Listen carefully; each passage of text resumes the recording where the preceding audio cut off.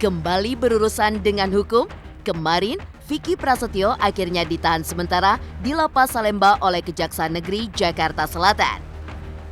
Penahanan Vicky terkait kasus pencemaran nama baik terhadap mantan istrinya Angel Elga. Ditahan sementara sembari menunggu waktu sidang, mungkinkah Vicky akan kembali merasakan hidup di balik jeruji besi setelah pernah 4 kali merasakan kehidupan di bui? Pasca mendapat surat panggilan dari pihak berwajib, kabarnya Vicky Prasetyo langsung mendatangi Raffi Ahmad guna menitipkan anak-anaknya. Namun benarkah lantaran sudah berulang kali masuk keluar penjara, hak asuh Vicky Prasetyo sebagai seorang ayah bisa dicabut di pengadilan? Sebelum jadi tahanan sementara oleh kejaksaan, Vicky Prasetyo pernah menghebohkan publik dengan aksi penggerebekan yang ia lakukan pada Angel Elga di akhir 2018 lalu. Tak bisa lupakan sikap sang mantan suami, benarkah Angel Elga trauma berat terhadap Vicky dan keluarganya? Pemirsa, bersama Intens Investigasi, kami hadirkan kabar terkini, terpercaya, dan teraktual. Tetapi sebelumnya, jangan lupa untuk like, subscribe, dan juga share channel YouTube ini.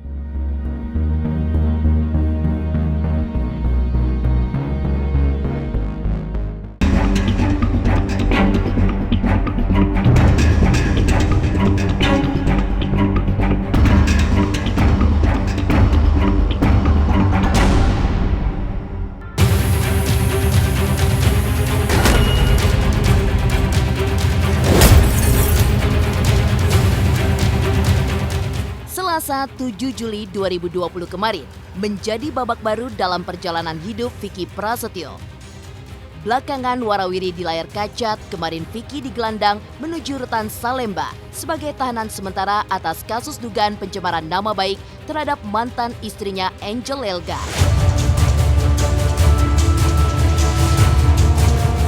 Penahanan tersebut dimaksudkan agar Vicky tak kabur, juga tak menghilangkan barang bukti sebelum proses sidang berlangsung. Datangi gedung kejaksaan, Vicky tampak mengenakan kacamata berwarna gelap, juga sebuah masker.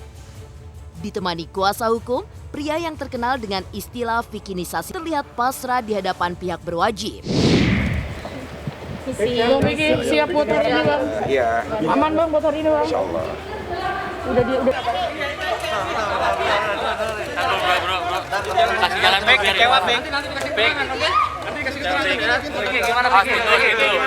Yang pertama untuk tahap penuntutan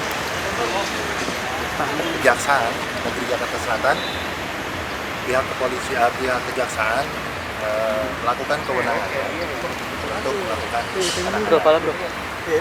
penahanan ini, kemudian ditempatkan di Salemba. Di Salemba untuk berapa harinya nanti kita akan berikan keterangan. Jadi yang pasti Vicky Prasetyo hari ini ditahan oleh pihak kejaksaan. Kalau memang Vicky melakukan perbuatan tidak menyenangkan, apa yang dilakukan seorang istri dengan laki-laki lain itu apakah tidak lebih menyakitkan dari perbuatan yang tidak menyenangkan? Kita akan mengikuti proses daripada hukum yang berlaku ya. Yang sekali tadi udah kita katakan kejaksaan punya kewenangan, ya kita mengikuti proses itu. Ya tentunya juga kuasa hukum juga memiliki hak, keluarga juga memiliki hak untuk melakukan upaya mungkin pengajuan penangguhan penahanan. Ya, upaya-upaya itu akan kita lakukan secara optimal.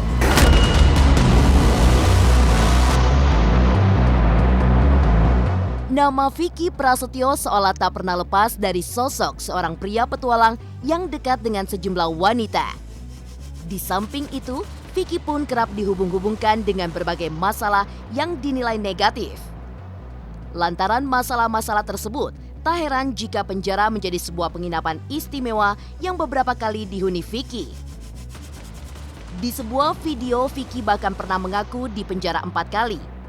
Kali pertama dan kedua menikmati kehidupan di balik jeruji besi saat dirinya belum mengenal dunia hiburan. Dan salah satunya terjadi saat Vicky berusia 13 tahun. Kali ketiga dan keempat di Bui, terjadi tepat di saat hubungannya dengan Zaskia Gotik berakhir. Lantas akankah permasalahan dengan Angel Elga membuat Vicky Prasetyo harus kembali mengecap kehidupan di balik jeruji besi untuk kelima kalinya? Yang pasti kami akan menunggu proses daripada kejaksaan untuk segera mohon kepada pengadilan untuk disidangkan. Tentunya proses ini akan kita ikuti. Untuk masalah fakta hukumnya seperti apa, kita akan uji materi ini di dalam persidangan nanti. Alasan penahanan itu subjektif daripada penuntut umum. Kami tidak punya kewenangan untuk melarang atau mengintervensi. Kami mengikuti saja. Kami mengikuti saja apa yang memang sudah menjadi kewenangan daripada jaksa sebagai penuntut, sebagai sesama penegak hukum. Kami tidak bisa mengintervensi. Artinya ketika jaksa memutuskan untuk dilakukan penahanan, ya kita ikuti. Ketika harus ditempatkan di Salemba, kita ikuti. Yang pasti Vicky dijerat dengan undang-undang pasal 335, kemudian pasal 27 ayat 3 undang-undang IT. Isinya apa kurang lebih, Bang? Ya intinya isinya di sini Vicky dituduh melakukan perbuatan tidak menyenangkan dan melakukan fitnah. Nah, nanti kita uji lah di dalam persidangan. Tadi kita terima Vicky pukul 5.20 selama 2 minggu nanti diisolasi. Setelah 2 minggu berapa lama Pak? Setelah 2 minggu nanti kita keluarkan dari blok isolasi dan kita taruh di kamar hunian. Yang bersangkutan tidak tertekan, baik-baik saja dan menerima.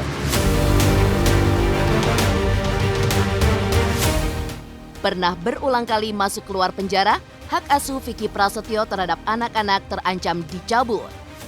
Lantas benarkah Vicky berniat menitipkan anak-anaknya kepada Raffi Ahmad? Pemirsa Intens Investigasi, jangan lupa untuk like, subscribe, dan juga share channel YouTube ini. Jangan lupa saksikan program Intens Investigasi 2 kali sehari dari hari Senin sampai Jumat.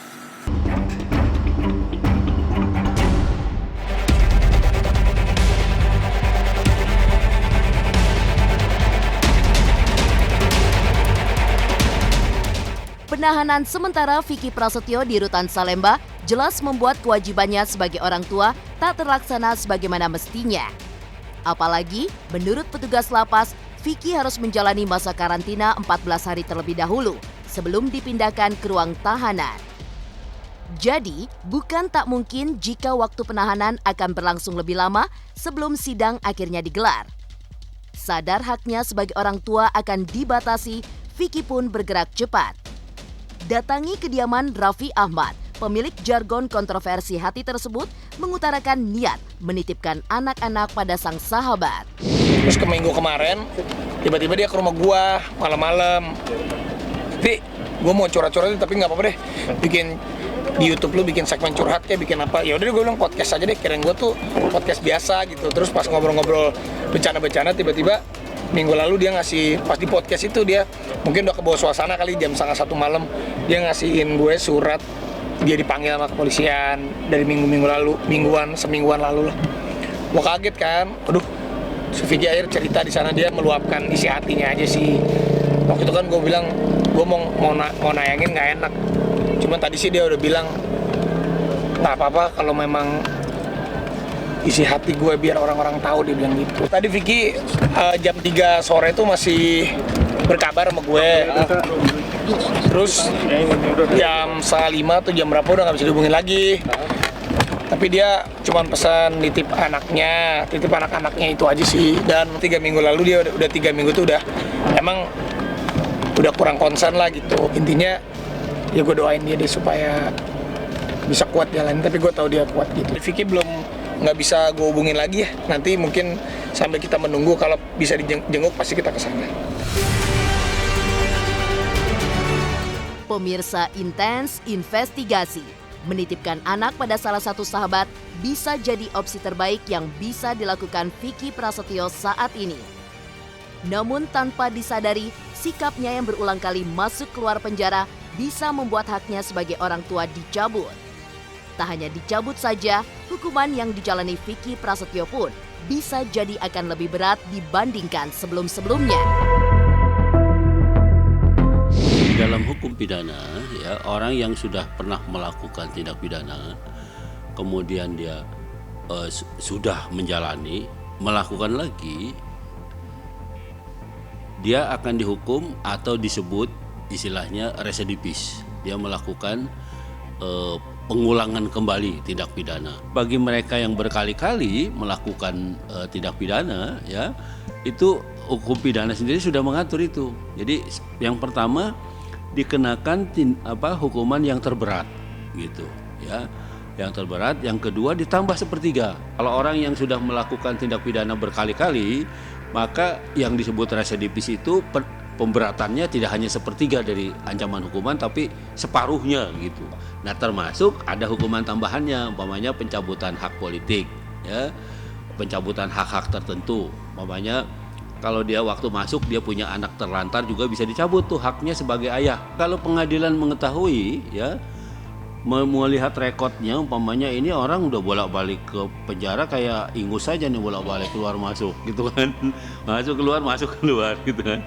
Ini artinya residivisnya udah kapalan nih, udah sering banget nih gitu, ya, udah berakar nih, berurat berakar. Nah karena itu supaya tidak membahayakan keluarganya, umpamanya dia masih punya anak-anak kecil, bisa pengadilan mempertimbangkan mencabut hak orang ini sebagai orang tua.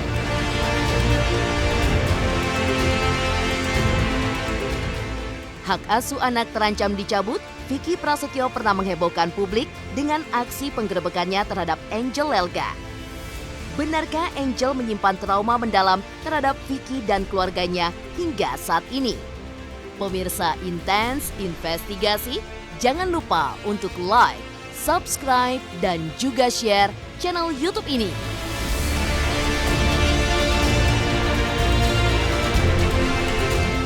Saksikan Intens Investigasi tayang 2 kali setiap Senin sampai Jumat, pokoknya nonton terus.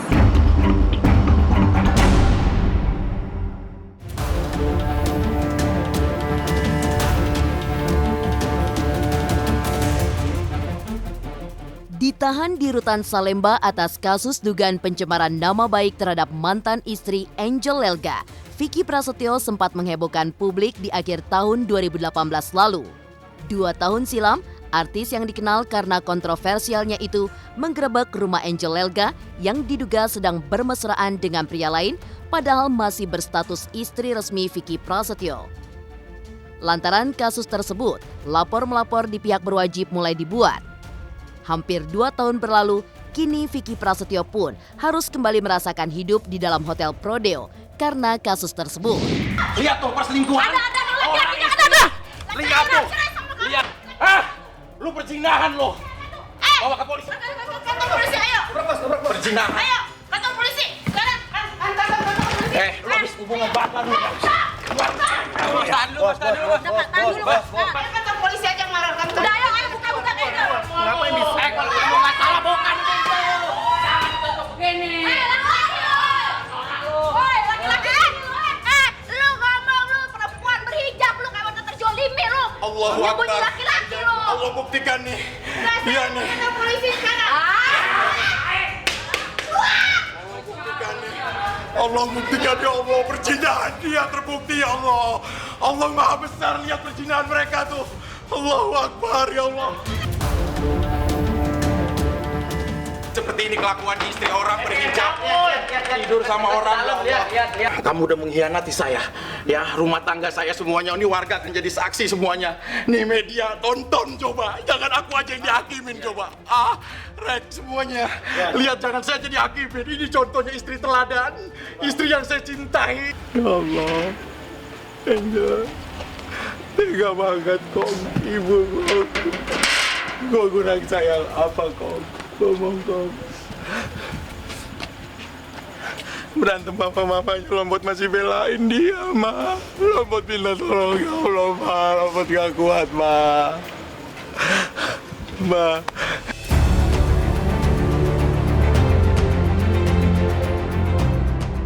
Pemirsa Intens Investigasi, Vicky Prasetyo menghebohkan publik dengan aksi penggerebekan yang ia lakukan pada Angel Elga di akhir 2018 lalu.